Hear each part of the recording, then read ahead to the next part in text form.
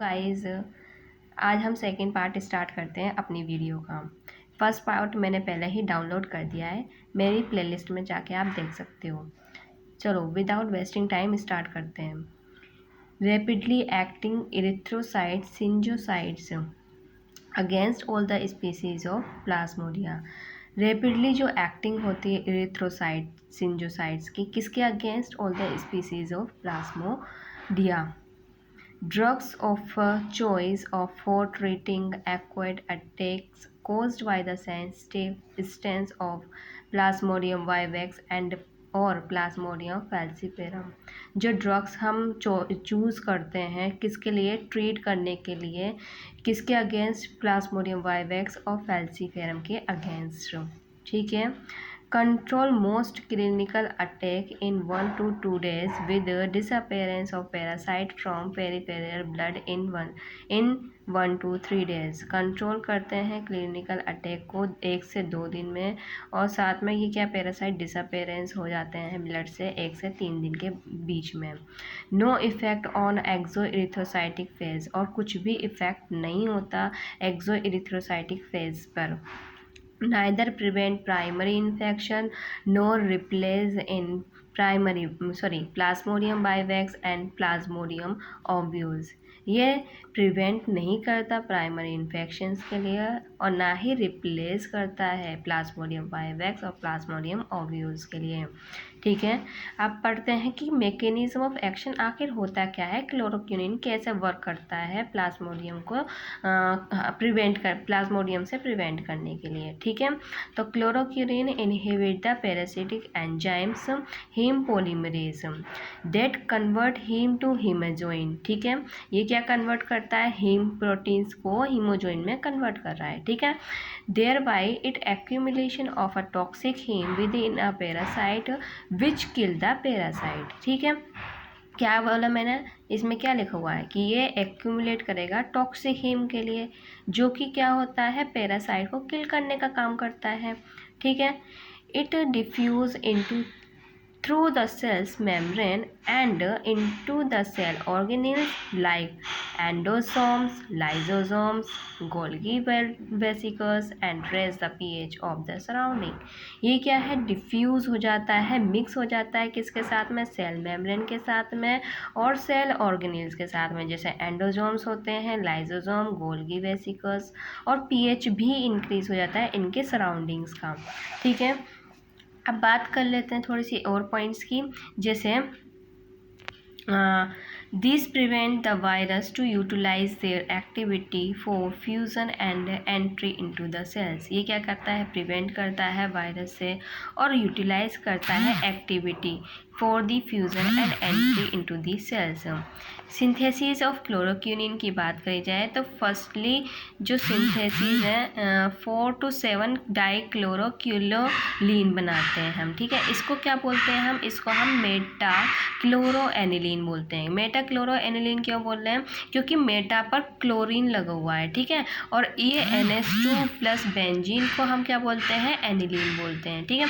अब मेटा पर क्लोरीन लगा हुआ है, इसी वजह से मेटा क्लोरोएनिलीन। ठीक है। यहाँ पर हमने डाई इथाइल 2 ऑक्सोसक्सीनेट लिया है। डाई इथाइल क्यों बोल रहे हैं हम? ये भी आपको दिख रहा होगा, है ना। और जब इसमें से हम इनकी रिएक्शन कराते हैं, इन दोनों के बीच में डाइथाइल ऑक्सोसक्सीनेट प्लस मेटा क्लोरोएनिलीन के बीच में जब हम रिएक्शन कराते हैं तो यहाँ से क्या है? वाटर आउट होता है। ठीक है। वाटर आउट हो गया तो यहाँ पर हमारी एडिशन प्रोडक्ट बनी, जिसको हम क्या बोलते हैं? डाई एस्टर बोलते हैं। डाई एस्टर को हम क्या करते हैं? हीट करते हैं एट टेम्परेचर 250 डिग्री सेल्सियस, और साइक्लाइजेशन हो जाती है। इसमें क्या है? हमारा इथेनॉल बाहर निकलता है। इथेनॉल बाहर निकल गया तो हमारा क्या प्रोडक्ट बना? बेंजीन हमारा ऐसा ही है, मेटा पोजीशन पे हमारी क्लोरीन है। ठीक है। यहाँ पर देखो नाइट्रोजन CH2 और OH, मतलब यहाँ से C2H5 जो O है ना, ये निकला, और एक H जो है हमारा इसके साथ वाटर के साथ में निकला था, इथेनॉल के साथ में OH निकला था। देन एक जो हमारा बचता है H, देन वो यहाँ आ जाता है। ठीक है। फिर उसके बाद में जब हम इनकी NaOH या फिर H2O और HCl के साथ में की प्रेजेंस में जब कराएंगे तो अगेन हमारा ये जो C2H5 है, ठीक है। तो इसमें से हम फिर से एक इथेनॉल निकाल सकते हैं। इथेनॉल निकालने के बाद में क्या होगा, यहाँ पर एसिड का फॉर्मेशन होगा। एसिड का फॉर्मेशन हो गया। अब एसिड का फॉर्मेशन हो गया, अब हम इसे क्या करते हैं, इस प्रोडक्ट को हीट कर देते हैं। हीट करने से क्या होगा, ये CO2 को हमने बाहर निकाल दिया, ठीक है। यहाँ से CO2 बाहर निकला तो हाइड्रोजन CH के पास रह गया, ठीक है। यहाँ पर अब क्या करना है, हमें POCl3 के प्रेजेंस में करानी है, ठीक है। तो इसमें क्या हुआ, POCl3 के जब हम कराते हैं तो हमारा 4,7 डाइक्लोरोक्विनोलीन बन जाता है, क्योंकि 4 और 7 पे क्या है, हमारा क्लोरीन ग्रुप है और ये क्विनोलीन पार्ट है, ठीक है। अब स्टेप सेकंड में क्या होता है, preparation of 1 diethyl amino 4 amino pentane, ठीक है। इसमें क्या होगा, देखो इथाइलिन ऑक्साइड लिया है हमने और दूसरे में हमने डाइएथाइल अमाइन लिया है, ठीक है। इस दोनों को क्या करा हमने, एडिशन प्रोडक्ट, ठीक है। कैसे, इसका जो H है ना, इसे ट्रांसफ़र कर दो इथाइलिन ऑक्साइड पर, कर दिया। देखो फिर मतलब क्या करा है हमने, इस इथाइलिन ऑक्साइड जो रिंग दिख रही है आपको, इसे मैंने ओपन कर दिया, ठीक है। ओपन कर दिया। अब इसके साथ जो हमारा ये एडिशन प्रोडक्ट बना, इसको हमने एसीटोन में डाल दिया, ठीक है। एसीटोन में डालने के बाद में क्या होगा, हमने यहाँ से वाटर निकाल दिया। निकालने के बाद में हमारा कुछ ये प्रोडक्ट बनता है, ठीक है। ये प्रोडक्ट बनने के बाद में हमने H2 और निखिल की प्रेजेंस, साथ में अमोनिया लिया, ठीक है। तो उससे हमारा क्या बना, 1 डाइएथाइल अमाइन 4 अमीनो पेंटेन। फर्स्ट वाले में हमारी प्रिपरेशन स्टेप में क्या बना था, 4,7 डाइक्लोरोक्विनोलीन, और सेकंड स्टेप में हमारा 1 डाइएथाइल अमीन 4 अमीनो पेंटेन बना, ठीक है। अब इन दोनों को क्या करना है, थर्ड स्टेप में एडिशन करना है by the condensation of 4,7 dichloroquinoline and 1 diethyl amino 4 amino pentane, ठीक है। इन जो हमारे प्रोडक्ट आए थे उन प्रोडक्ट को हम ऐड करते हैं और यहाँ से NH2 का दिख रहा है, NH2 का एक H और इसका Cl, इन दोनों को निकाल के HCl निकल गया, ठीक है।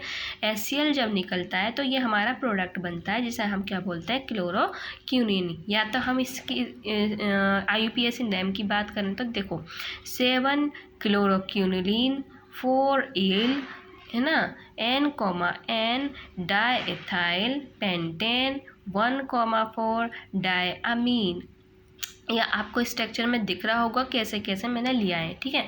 अब बात कर लेते हैं इसकी यूजेस की, ठीक है, कि यूजेस कैसे होते हैं क्लोरोक्विनीन के। तो prevention and treatment of malaria, passes antihistaminic and anti inflammatory properties. ये क्या करता है, पास करता है एंटी हिस्टामिनिक और एंटी इन्फ्लेमेटरी प्रॉपर्टीज़ के लिए, ठीक है। ये यूज्ड होता है for the treatment of hepatic amoebiasis, जिसे कोलोन इन्फेक्शन बोलते हैं, रूथेमॉइड आर्थराइटिस और सोलर ग्रिटेरियर्स, ठीक है। अगर आपको ये वीडियो अच्छी लग रही है तो प्लीज़ लाइक करना एंड सब्सक्राइब करना मत भूलना, और अपने फ्रेंडों में भी शेयर करना। ये MSc 4th सेम स्टूडेंट के लिए काफ़ी हेल्पफुल है, और ये मेडिसिनल केमिस्ट्री BSc के लिए भी आई है, तो आप इसको BSc स्टूडेंट को भी दिखाना, ठीक है। Thank you and have a nice day, bye.